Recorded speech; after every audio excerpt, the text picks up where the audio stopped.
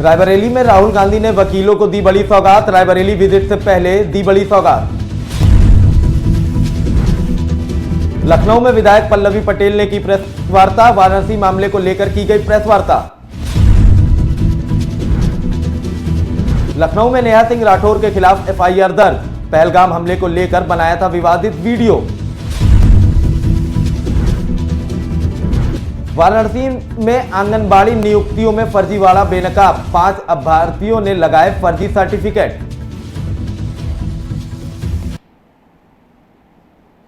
नमस्कार, स्वागत है आप सभी का। मैं हूं आपके साथ अबू तलहा और आप देख रहे हैं आज की खबर। बढ़ते हैं उत्तर प्रदेश की तमाम बड़ी खबरों की तरफ। राहुल गांधी ने रायबरेली दौरे से पहले वकीलों को एसी, कूलर, कुर्सियां, मेज और अलमीरा का तोहफा दिया है। जिले की 5 तहसीलों, सेंट्रल बार और कलेक्ट्रेट बाल में यह सामान भिजवाया गया।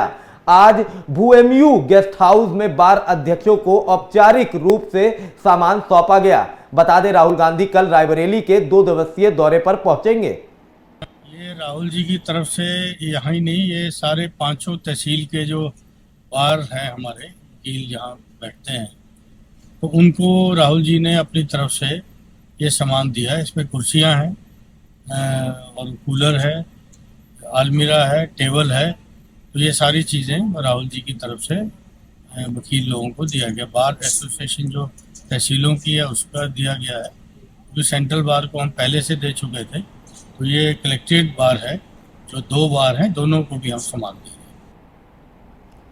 लखनऊ में विधायक पल्लवी पटेल ने वाराणसी की छात्रा के हत्या के मामले को लेकर प्रेस कॉन्फ्रेंस की। उन्होंने आरोप लगाया कि घटना के 6 दिन बाद भी पुलिस ने कोई कार्रवाई नहीं की है। पल्लवी ने कहा कि आरोपी प्रधानमंत्री का करीबी है, इस वजह से पुलिस दबाव में है। उन्होंने स्कूल में हथियार पहुंचाने पर भी सवाल उठाए। विरोध के दौरान खुद को जाति सूचक गालियां मिलने का आरोप लगाते हुए पल्लवी पटेल ने डीजीपी को खुली चुनौती दी है। देखिए, बनारस में जो घटनाक्रम हुआ है, वहाँ पर दिन दहाड़े एक 18 वर्षीय इंटरमीडिएट स्कूल के क्लास के एक बच्चे को उसी के विद्यालय के परिसर में उसी विद्यालय के संचालक लाइसेंसी बंदूक से, रिवॉल्वर से कनपट्टी पर गोली सटा करके उसको वहाँ पर मार देते हैं। और सबसे अहम बात ये है कि ये सवाल है कानून व्यवस्था पर, सामाजिक व्यवस्था पर और सरकार पर। 22 तारीख की घटना है और आज हम 28 अप्रैल में बैठे हुए हैं। 6 से 7 दिन का वक्त हो गया है और जो इस पूरे प्रकरण में दिन दहाड़े विद्यालय परिसर में हुई एक बच्चे की जो हत्या होती है, उसमें जो सबसे बड़ा अपराधी है, जिसके कैंपस में कांड हुआ है, उसको अभी तक पुलिस छू भी नहीं पाई। इसलिए नहीं छू पाई है क्योंकि जो वाराणसी के जो सांसद हैं श्री नरेंद्र मोदी जी, उनका निकटतम व्यक्ति है, उसका इतना रसूख है कि पुलिस बैकफुट पे है। तो ऐसे में ये सवाल जितना सरकार के लिए है, जितना कानून व्यवस्था के लिए, उतना समाज से के लिए भी है कि क्या ये जो ओबीसी समाज है, इसका वर्तमान और इसका भविष्य दिन दहाड़े हम अपनी आंखों से मरते हुए देखना चाहते हैं। जिस स्कूल में हम अपने बच्चे को पढ़ने के लिए भेजते हैं, वो घर की सीमा के बाहर का हमारा दूसरा घर होता है। अभिभावक निश्चिंत होते हैं। तो सवाल ये उठता है कि उस कैंपस के अंदर एक शस्त्र आया कैसे, किसने परमिट किया, क्या वो लाइसेंसी शस्त्र था, और अगर था तो क्या उसको जब्त कर लिया गया है, किसके नाम पर है। ये तमाम सवाल हैं जिसके नाम पर चर्चा होनी चाहिए और जिसपे सवालिया निशान खड़े करते हुए, विवेचना करते हुए, जो इसमें मुख्य जो आरोपी है और जो इस पूरे घटनाक्रम के जो सूत्रधार हैं, उन सभी को अब तक जेल में होना चाहिए। खबर लखनऊ से है, जहां यूपी में काबा, बिहार में काबा जैसी गीतों से चर्चित हुई नेहा सिंह राठौर पर पहलगाम आतंकी हमले में विवादित टिप्पणी को लेकर मुकदमा दर्ज किया गया है। नेहा सिंह राठौर के खिलाफ लखनऊ के हजरतगंज थाने में एफआईआर दर्ज कराई गई है। उन पर 11 धाराओं में मुकदमा दर्ज करवाया गया है। दरअसल नेहा ने पहलगाम हमले को लेकर कुछ ऐसी टिप्पणी की थी जिसे शिकायतकर्ता ने राष्ट्र विरोधी बताया है। फिलहाल पुलिस मामले की जांच में जुटी हुई है। दिनांक 27 अप्रैल को अभय कुमार सिंह ने थाना हजरतगंज पर आकर के एक ट्विटर अकाउंट जो नेहा सिंह राठौर के नाम से ऑपरेट हो रहा है, जिसके द्वारा कई सारे ट्वीट किए गए हैं, उसके संबंध में आपत्ति प्रकट करते हुए एक तहरीर दी, जिसमें सुसंगत धाराओं में उस ट्विटर हैंडल के जो भी उपयोग करते हैं उनके खिलाफ अभियोग पंजीकृत किया गया है। उनका कहना है कि इस ट्विटर हैंडल के माध्यम से सामाजिक वैमनस्य बढ़ाने का प्रयास किया जा रहा है। ये विवेचना थाना प्रभारी हरिजन के द्वारा की जा रही है। शीघ्र ही इसमें जो भी दोषी उस आधार पर कार्रवाई की जाएगी।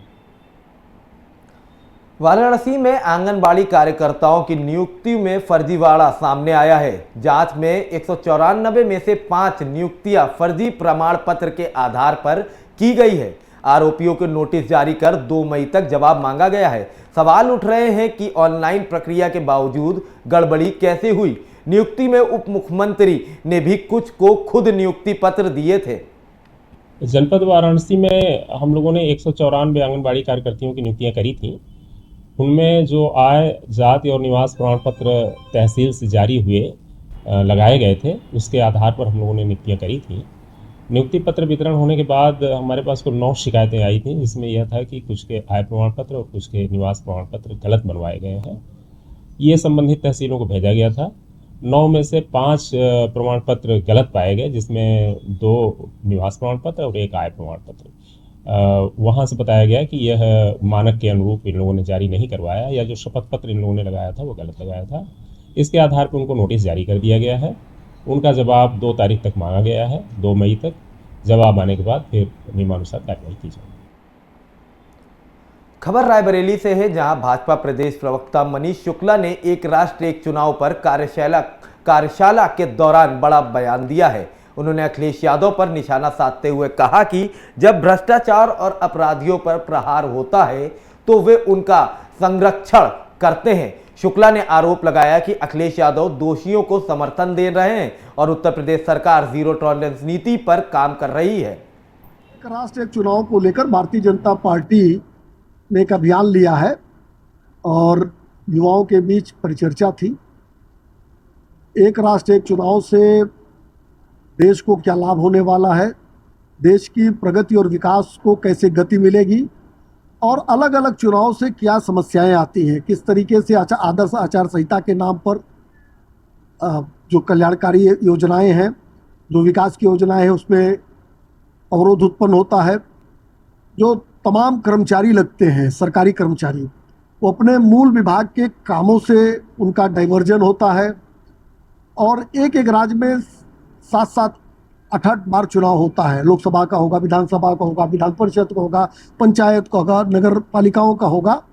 तो इससे बचा जाए और केंद्र में जो हमारी सरकार है, आदरणीय नरेंद्र मोदी जी का सदैव से मानना है कि इन तमाम चीज़ों से निजात मिल सकती है अगर 1 नेशन 1 इलेक्शन हो। इसके लिए कुछ स्तरीय समिति बनी थी, सबको पता होगा, पूर्व राष्ट्रपति रामनाथ कोविंद जी के नेतृत्व में। उसने अपनी रिपोर्ट दी। एक जो बिल है वो लोकसभा में आया था और उसके बाद सभी सदस्यों की राय थी कि जेपीसी को जाना चाहिए, तो जेपीसी में गया है। और जहां लोकतंत्र में दोनों सदनों का विचार महत्वपूर्ण है, वहीं भारतीय जनता पार्टी का मानना है कि छात्रों का, उद्योग करने वाले लोगों का, विद्वेताओं का, डॉक्टरों का, इंजीनियरों का, समाज के प्रत्येक क्षेत्र का विचार आवश्यक है अगर कोई सुधार करना है, कोई संशोधन करना है। पीलीभीत में नवगत पुलिस अधीक्षक अभिषेक यादव द्वारा पुलिस लाइन सभागार में मीडिया प्रतिनिधियों के साथ वार्ता आयोजित की गई, जिसमें पुलिस अधीक्षक द्वारा जनपद में कानून व्यवस्था, अपराध नियंत्रण तथा जनहित से जुड़े मामलों पर विस्तार से चर्चा हुई। पुलिस अधीक्षक ने मीडिया कर्मियों से सही, सटीक और त्वरित सूचना प्रसारित करने को कहा। साथ साथ कह सकते हैं कि पुलिस और मीडिया के बीच समन्वय बना रखने की आवश्यकता पर जोर दिया। दो अलग अलग चीजें पहली बात तो कि अगर कोई टेररिस्ट एक्टिविटी में सम्मिलित है या उसको सपोर्ट कर रहा है, डेफिनेटली उसको उसी तरह से दिखा जाएगा, उसी तरीके से ट्रीट किया जाएगा। जो वांटेड है भारत की किसी भी नेशनल एजेंसी की, डेफिनेटली वो हमारी प्रायोरिटी लिस्ट में रहेंगे, उनके विरुद्ध कार्रवाई करी जाएगी, उनके ऊपर हम अपनी भी क्राइम और इंटेलिजेंस की टीमें लगाएंगे। और सेकंड मेरा मानना है कि अगर कोई भी संस्था ऐसी चल रही है जो किसी भी व्यक्ति को पागल बना रही है, भाई हो सकता है हर जगह ऐसी चीजें होती हैं, कोई किसी नाम पे लेता है पैसा, कोई किसी नाम पे लेता है, कोई पुलिस में आर्मी में भर्ती कराने के नाम पे आपने देखा होगा बहुत जगह फर्जीवाड़े होते हैं, सरकारी नौकरी लगवाने की फर्जीवाड़े होते हैं। यहाँ पे हो सकता है कि बाहर भेजने के ज्यादा हो, लेकिन ये सारी एक्टिविटी क्रिमिनल एक्टिविटीज है और जैसा मैंने कहा कि भाई पुलिस का तो मेन काम तो यही है, अगर हो सकता है भाई दो लोगों के बीच में झगड़ा है, पैसे का लेन देन है, वो एक प्राइवेट मैटर हो सकता है, बट अगर कोई व्यक्ति 10, 20, 50 लोगों को पागल बना रहा है एक ही चीज को, तो भाई वो तो प्रॉपर एक गिरोह है, तो उसको गिरोह की तरह ही ट्रीट किया जाएगा, क्राइम की तरह ट्रीट किया जाएगा। हम वेरीफाई करेंगे, जो ऑलरेडी क्रिमिनल एक्टिविटीज एफआईआर वगैरह हुई है उसमें तो कार्रवाई होगी। हरदोई में पहलगाम आतंकी हमले के विरोध में मोदी राठौर युवा सेना ने प्रदर्शन किया। इस दौरान मोदी राठौर युवा सेना के कार्यकर्ताओं ने पाकिस्तान मुर्दाबाद, आतंकवाद मुर्दाबाद के नारे लगाए। वहीं प्रदर्शन कर रहे लोगों ने पाकिस्तान और आतंकवाद का पुतला फूंका। साथ ही भारत सरकार से कड़ी कार्रवाई की मांग उठाई गई। बुलंदशहर के खुर्जा जंक्शन रेलवे स्टेशन पर बड़ा हादसा देखने को मिला, जहां एक मालगाड़ी अनियंत्रित होकर ट्रेन की पटरी से उतर गई, जिससे उसके 2 डिब्बे पलट गए। हादसे की सूचना मिलते ही रेलवे के वरिष्ठ अधिकारी और तकनीकी कर्मचारी मौके पर पहुंच गए। रेलवे लाइन और पलटते हुए डिब्बों की मरम्मत का कार्य तेजी से किया जा रहा है। अलीगढ़ के वरिष्ठ DSTE अनिल कुमार ने हादसे की पुष्टि करते हुए बताया कि हादसे की जांच के आदेश जारी कर दिए गए हैं। रामपुर के सिविल लाइन थाना क्षेत्र में नगर पालिका की जमीन पर बनी 40 अवैध दुकानों पर आज बुलडोजर चला। बता दें, डीएम जोगिंदर सिंह ने मौके पर पहुंचकर कार्रवाई का जायजा लिया। उन्होंने बताया कि डिकेड्स ओल्ड कब्जा कोर्ट आदेश पर हटाया गया है। सड़क चौड़ी होने से ट्रैफिक जाम की समस्या भी खत्म हो गई है। इसके अलावा डीएम ने बाकी अवैध कब्जेदारों को भी खुद कब्जा हटाने की चेतावनी दी। देखिए, ये थाना सिविल लाइन क्षेत्र का एरिया है। इसमें हमारा डिस्ट्रिक्ट केन ऑफिसर का जो कार्यालय है वो स्थित था, और किसी समय कुछ लोगों ने सड़क पर और नाले पर ये दुकानें बना ली थी, और माननीय सिविल न्यायालय सीनियर डिवीजन का एक ऑर्डर हुआ था, उन्होंने इसको पूर्णतः अवैध माना था, और नगर पालिका ने भी इसमें नोटिस दिया हुआ था। नगर पालिका के द्वारा एक पत्र के माध्यम से हम लोगों से फोर्स और मजिस्ट्रेट की मांग की गई थी। उसी के तहत नियमानुसार आज माननीय सिविल न्यायालय सीनियर डिवीजन के आदेश के अनुसार उनके अनुपालन में आज ये कार्रवाई पुलिस प्रशासन के द्वारा की गई है। जैसा कि आप लोग देख सकते हैं कि यहाँ पर काफ़ी ट्रैफिक जाम भी रहता था, और जो ये फ्लाईओवर है इस पर भी लगातार जाम बना रहता था। अब ये पूर्ण रूप से खाली हो गया है, और यहाँ पर एक जो नया रोड है वो भी बनाया जाएगा। और इसका खबर अमरोहा से है, जहां जिलाधिकारी निधि गुप्ता वत्स ने हसनपुर सामुदायिक स्वास्थ्य केंद्र का औचक निरीक्षण किया। जिलाधिकारी ने ओपीडी, रेबीज इंजेक्शन कक्ष, ऑपरेशन थिएटर, ऑक्सीजन प्लांट और प्रसूति वार्ड का निरीक्षण किया। डीएम ने अस्पताल की विभिन्न सुविधाओं का जायजा भी लिया। इसके अलावा उन्होंने आशा कार्यकर्ताओं के माध्यम से सेवाओं का लाभ लेने वाले मरीजों की संख्या बढ़ाने पर जोर दिया। इस मौके पर डीएम के साथ मुख्य विकास अधिकारी अश्वनी कुमार और मुख्य चिकित्सा अधिकारी सतपाल सिंह मौजूद रहे। यहाँ पर आज सीएचसी हसनपुर का निरीक्षण करा गया। निरीक्षण के दौरान जो यहाँ पे सीएचसी के विभिन्न कक्षों का जब देखा गया, तो यहाँ पर एक तो ओपीडी बहुत कम पाई गई, तो एमओआईसी को ये निर्देशित किया गया है कि ओपीडी बढ़ाने हेतु फील्ड में ज़्यादा से ज़्यादा विचरण करें और आशाओं के माध्यम से ज़्यादा मरीजों को हॉस्पिटल में लेके आए। सीएचसी सभी व्यवस्थाओं से सुसज्जित है, वहाँ पे सभी बेड, सभी रूम्स अच्छी स्थिति में मेंटेन्ड है, परंतु यहाँ पे अभी भी डिलीवरीज की संख्या कम है। साथ में यहाँ पे अभी टीबी का, क्षय रोग का भी अवलोकन करा गया। तो पिछले 100 दिवस के जो अभियान में यहाँ पे करीबन 450 टीबी के पेशेंट्स जो हैं निकले हैं, और उनका भी सतत रूप से अनुश्रवण करने के लिए और उनको एक निश्चय मित्र से जोड़कर निश्चय पोर्टली उपलब्ध कराने हेतु भी निर्देशित। जम्मू कश्मीर के पहलगाम में हुए आतंकी हमले में 27 लोगों की मौत के घाट उतार दिया गया। इस घटना के बाद से पूरा देश आक्रोश में है। इसी कड़ी में कई सामाजिक संगठनों के लोगों ने, राजनीति से जुड़े लोगों ने अमरोहा में कैंडल मार्च निकाला। साथ ही वहां स्थित गांधी मूर्ति के पास लोगों ने कैंडल लगाकर 2 मिनट का मौन धारण किया और मृतकों की आत्मा की शांति के लिए ईश्वर से प्रार्थना की। खबर महोबा से है, जहां सतोरा गांव में शादी समारोह के भोज के बाद 100 से ज्यादा ग्रामीण फूड पॉइजनिंग का शिकार हो गए। सूचना पर स्वास्थ्य विभाग और एसडीएम मौके पर पहुंचे और गंभीर मरीजों को पनवाड़ी सामुदायिक स्वास्थ्य केंद्र में भर्ती कराया गया। हालात पर नजर रखी जा रही है।